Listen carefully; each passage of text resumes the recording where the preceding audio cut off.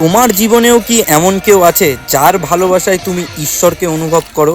নমস্কার বন্ধুরা, আজ আমরা চলে এসেছি উল্টো রথযাত্রায়, যেখানে রথ রশিদপুর থেকে বুনিয়াদপুরের পথে রওনা হয়েছে। এই একটা দিন সবার চোখে স্বপ্ন, কেবল এক ঝলক ভগবানকে দেখার। ভিড়, রথ, উল্লাস সবকিছু যেন থেমে থাকে শুধুমাত্র সেই ঈশ্বর দর্শনের আশায়। কিন্তু একটা প্রশ্ন থেকেই যায়, ভগবান কি শুধু ওই রথে, ওই কাঠের মূর্তিতে আছেন? না, আমি মনে করি ভগবান আমাদের মাঝেই আছেন, ভালোবাসা হয়ে। হয়তো সেই ছেলেটার মাঝে যে তোমাকে ঠেলাঠেলির ভিড়ে নিজের জায়গাটা ছেড়ে দেয়, হয়তো সেই দিদির মাঝে যে বিনা কারণে তোমার দিকে এক গ্লাস জল এগিয়ে দেয়। ভালোবাসা, নিঃস্বার্থ ভালোবাসা, সেটাই তো ভগবানের প্রকৃত রূপ। এই উল্টো রথযাত্রায় সবাই তাকিয়ে থাকে রথের দিকে।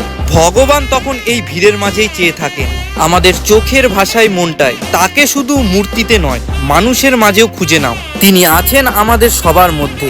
এই ভিড়ের মধ্যেও চুপচাপ ভালোবাসার চোখে তাকিয়ে আছেন। জয় জগন্নাথ।